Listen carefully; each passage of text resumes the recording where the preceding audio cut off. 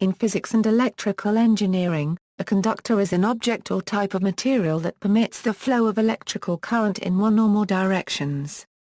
For example, a wire is an electrical conductor that can carry electricity along its length. In metals such as copper or aluminum, the movable charged particles are electrons.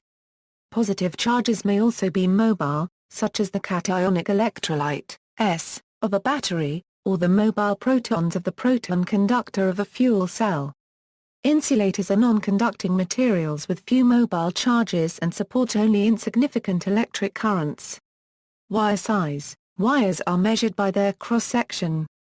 In many countries, the size is expressed in square millimeters. In North America, conductors are measured by American wire gauge for smaller ones, and circular mills for larger ones. Conductance. The resistance of a given conductor depends on the material it is made of, and on its dimensions. For a given material, the resistance is inversely proportional to the cross-sectional area. For example, a thick copper wire has lower resistance than an otherwise identical thin copper wire.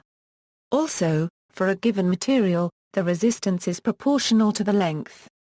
For example, a long copper wire has higher resistance than an otherwise identical short copper wire.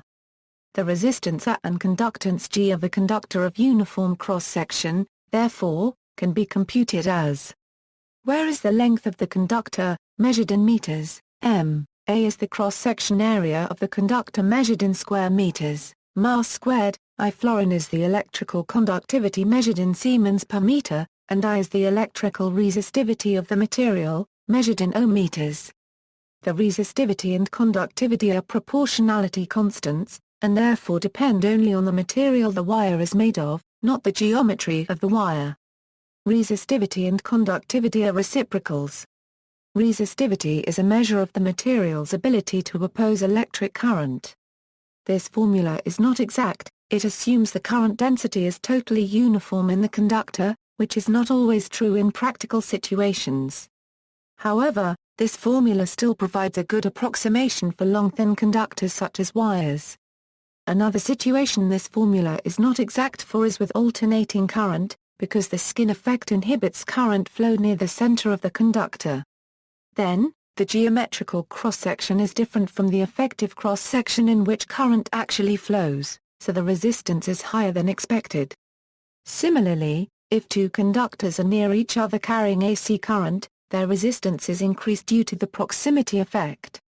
At commercial power frequency, these effects are significant for large conductors carrying large currents, such as busbars in an electrical substation, or large power cables carrying more than a few hundred amperes. Conductor materials.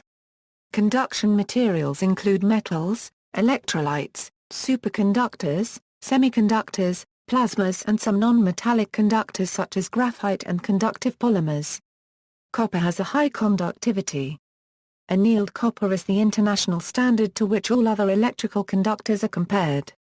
The main grade of copper used for electrical applications, such as building wire, motor windings, cables and busbars, is electrolytic tough-pitch copper. This copper has an electrical conductivity of at least 101% IACS.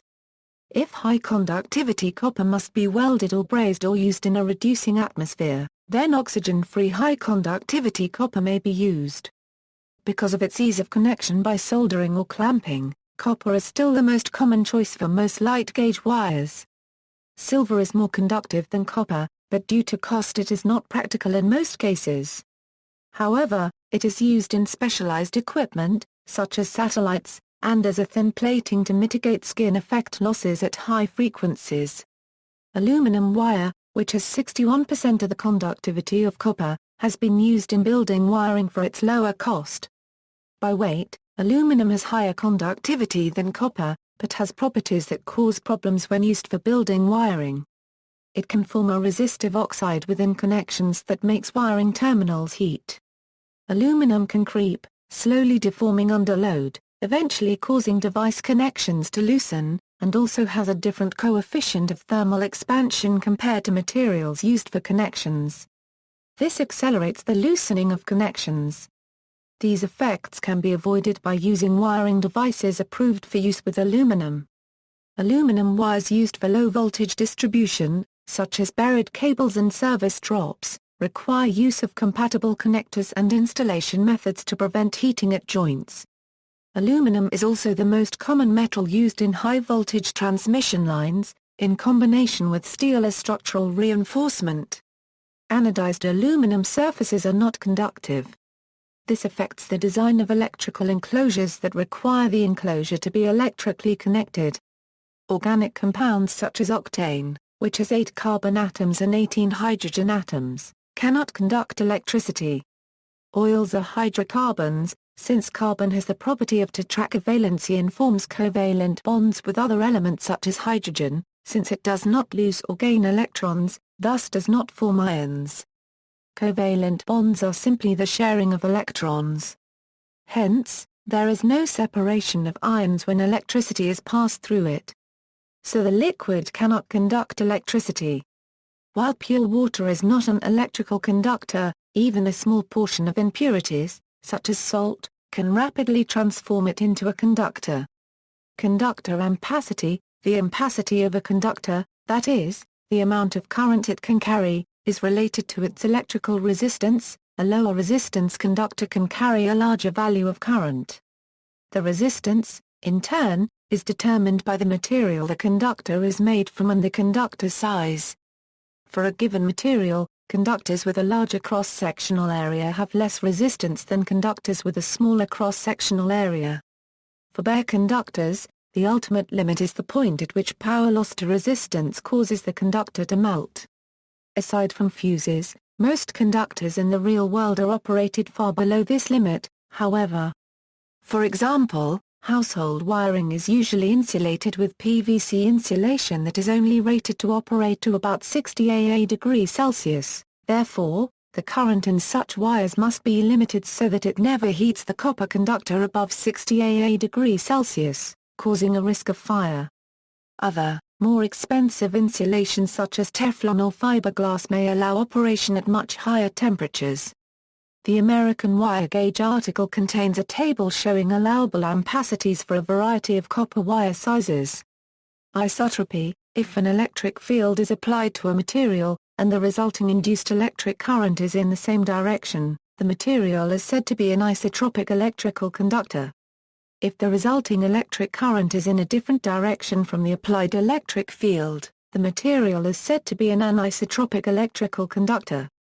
Bibliography, Pioneering and Historical Books, William Henry Preece. On Electrical Conductors 1883. Oliver Heaviside. Electrical Papers. Macmillan, 1894. Reference Books, Annual Book of ASTM Standards, Electrical Conductors. American Society for Testing and Materials. IET Wiring Regulations. Institution for Engineering and Technology. WiringRegulations.net, references. External links, BBC, Keystage 2 byte size, Electrical Conductors, GSU, Hyperphysics Conductors and Insulators, see also, Resistivity, Charge Transfer Complex, Bundle Conductor, Superconductivity, Semiconductor.